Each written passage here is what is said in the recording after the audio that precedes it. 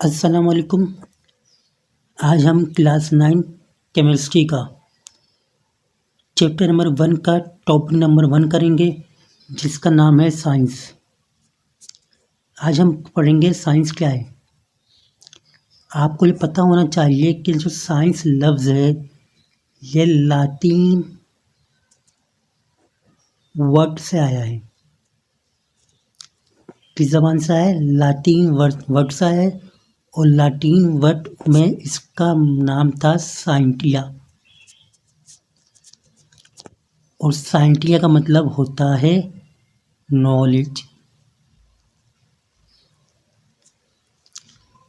ठीक है, तो हम कहते हैं साइंस लातीन वर्ड साइंटिया से आया है, जिसका मतलब है नॉलेज। तो शॉर्ट में हम ये कहते हैं कि साइंस नॉलेज को कहते हैं। साइंस नॉलेज को कहते हैं। लेकिन साइंस किस लैंग्वेज से आया है? लातीन से आया है। लातीन लैंग्वेज से आया है। और लातीन में साइंस को क्या कहते हैं? साइंटिया कहते हैं। और इस साइंटिया का मतलब क्या है? नॉलेज। अब बात है कि ये नॉलेज कैसे होनी चाहिए। तो आपको पता होना चाहिए कि हम पढ़ते हैं नॉलेज के बारे में कि नॉलेज वो नॉलेज जो हाइपोथेसिस,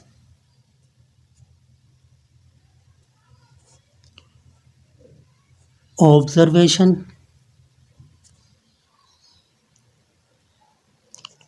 और एक्सपेरिमेंट से हासिल की जाए। वो नॉलेज जो हाइपोथेसिस, ऑब्जर्वेशन और एक्सपेरिमेंट से हासिल की जाए, वो नॉलेज आपके पास साइंटिफिक नॉलेज होती है और उसको हम साइंस कहते हैं।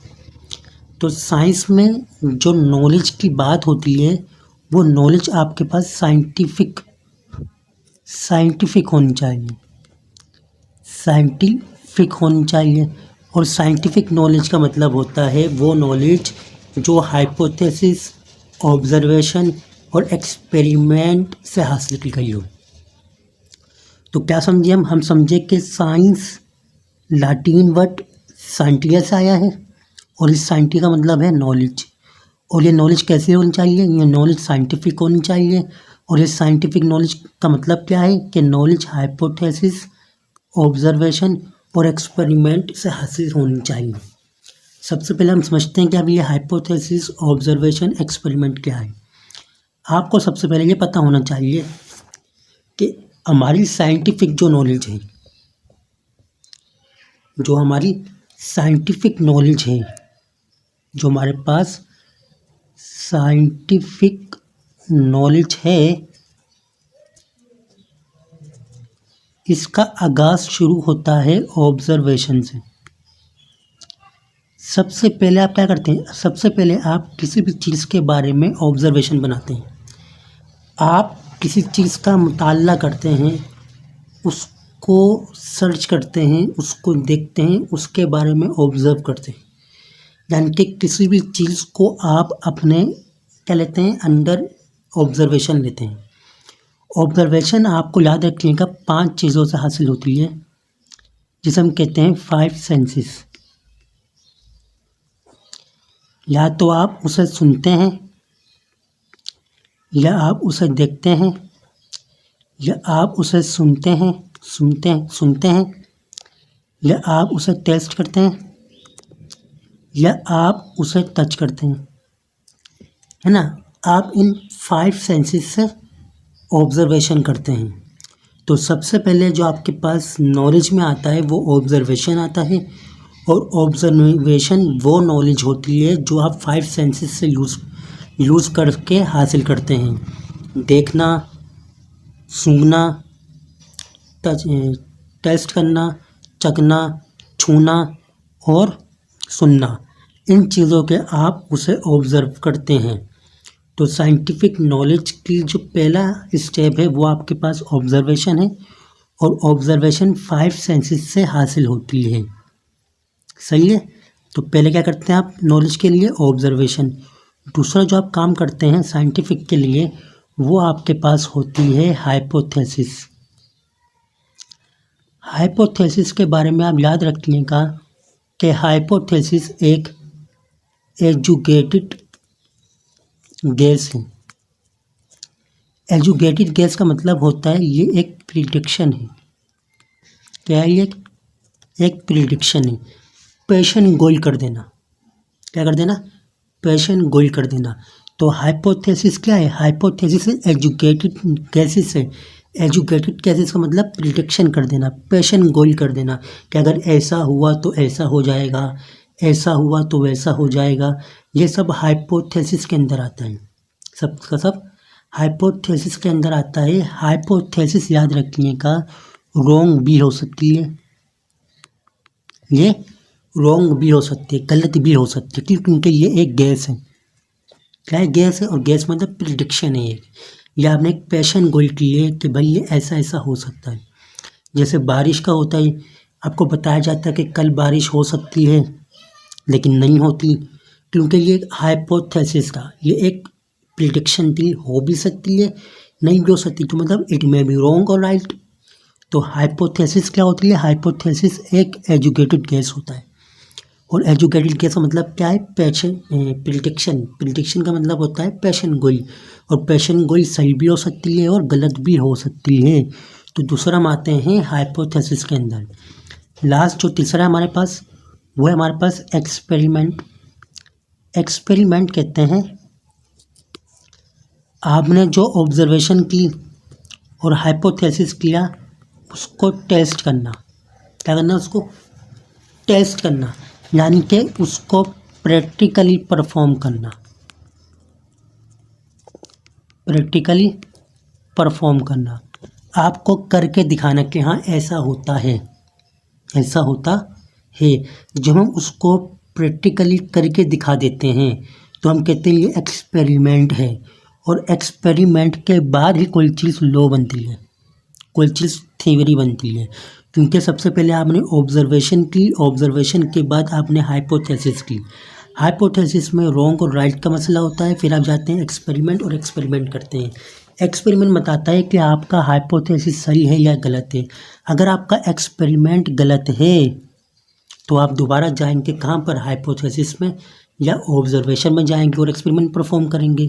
और अगर हाई एक्सपेरिमेंट सही है तो आपने जो नज़रिया दिया था अपना, वो भी क्या है? वो भी बिल्कुल सही है। तो आप करते हैं एक्सपेरिमेंट, सही ना? तो मतलब ये हुआ कि, मतलब क्या हुआ? मतलब ये हुआ कि साइंस का मतलब हो गया सिंपल नॉलेज। क्या मतलब हो गया? नॉलेज। और ये नॉलेज किस में बेस करती है? ये नॉलेज बेस करती है HOE पर, यानी कि हाइपोथेसिस, ऑब्जर्वेशन और हमारे पास एक्सपेरिमेंट। हाइपोथेसिस कहते हैं प्रिडिक्शन को पेशन गोल कर देना। ऑब्जर्वेशन कहते हैं वो नॉलेज जो आप 5 सेंसेस से हासिल करते हैं। एक्सपेरिमेंट कहते हैं आप अपने हाइपोथेसिस और ऑब्जर्वेशन को प्रैक्टिकली परफॉर्म कर देना। इन 3 चीज़ों से हासिल होने वाला इल्म आपके पास नॉलेज होता है। और वो नॉलेज क्या कहलाता है? आपके पास साइंस कहलाती है। तो वो नॉलेज जो हाइपोथेसिस, ऑब्जर्वेशन, एक्सपेरिमेंट से हासिल हो जाए, उस नॉलेज को साइंस कहते हैं। सही है? तो साइंस वर्ड लैटिन ज़बान का है। लैटिन ज़बान में इसका वर्ड था साइंटिया, और साइंटिया का मतलब था नॉलेज। और नॉलेज का मतलब होता है जो हाइपोथेसिस, ऑब्जर्वेशन और एक्सपेरिमेंट से हासिल की जाए। अब यहाँ मैं आपको एक एक्स्ट्रा नॉलेज देता हूँ कि जो हमारे पास साइंस है ये हमारे पास 2 तरह की है। एक हमारे पास फिजिकल है और एक हमारे पास बायोलॉजिकल है। आसान है? बायोलॉजिकल है। फिजिकल साइंस जो है ये बात करता है नॉन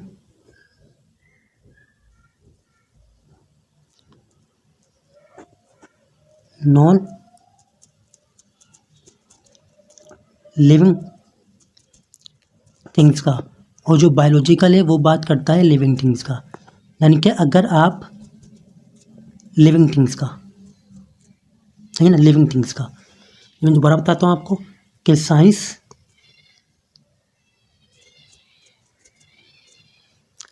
साइंस हमारे पास लिविंग थिंग है ना। तो साइंस हमारे पास दो तरह की होती है, एक फिजिकल साइंस, एक biological science. Physical science, science की वो ब्रांच जिसमें हम नॉन लिविंग थिंग्स का मुताला करते हैं, और बायोलॉजिकल साइंस, साइंस की वो ब्रांच जिसमें हम लिविंग थिंग्स का मुताला करते हैं। याद रखिएगा कि बायोलॉजिकल साइंस के अंदर सिर्फ बायोलॉजी आती है, सिर्फ बायोलॉजी आती है, और बायोलॉजी से रिलेटिव सब्जेक्ट आ जाते हैं। बायोलॉजी हो गई, बायोलॉजी में जोलॉजी हो गई, बॉटनी हो गई, माइक्रोबायोलॉजी हो गई, ये सब किस में आ गई, सेल बायोलॉजी हो गई, सब की सब माइक्रो बायोलॉजिकल साइंस में आ गई। और फिजिकल साइंस के अंदर आती हैं नॉन लिविंग थिंग्स, यानी कि आपका केमिस्ट्री आ गई, फिजिक्स आ गई, मैथ्स आ गई, एस्ट्रोनॉमी आ गई, ये सब की सब आपकी आ गई फिजिकल साइंस के अंदर। तो हम ये कहते हैं कि साइंस की दो ब्रांचें हैं, एक फिजिकल साइंस, एक biological science. Physical science, science की वो ब्रांच जिसमें हम नॉन लिविंग थिंग्स का मुताला करते हैं, इसके अंदर केमिस्ट्री, फिजिक्स और एस्ट्रोनॉमी आ जाती है। बायोलॉजिकल साइंस, साइंस की वो ब्रांच है जिसमें हम लिविंग थिंग्स का मुताला करते हैं, लिविंग थिंग्स के अंदर बायोलॉजी आ जाती है, बायोलॉजी और बायोलॉजी की तमाम ब्रांचेस आ जाती हैं। ये था साइंस के बारे में कि हमारे पास साइंस क्या है। तो आपको मेरे इस चीज़ से अंदाज़ा हो गया होगा कि मैं आपको किस तरह समझाऊंगा लेक्चर को। तो अगर आपका फिर भी कोई सवाल है तो आप मुझसे पूछ सकते हैं कमेंट बॉक्स के अंदर, मैं आपको इसका जवाब दे दूंगा। और अगर आपको ये लेक्चर समझ में नहीं आया तो आप मुझे बताएं, मैं आपको दोबारा इसे एक्सप्लेन कर दूंगा, कोई मसला नहीं होता। तो अपना बहुत सारा ख्याल रखिएगा, चैनल को सब्सक्राइब करिएगा। Thank you.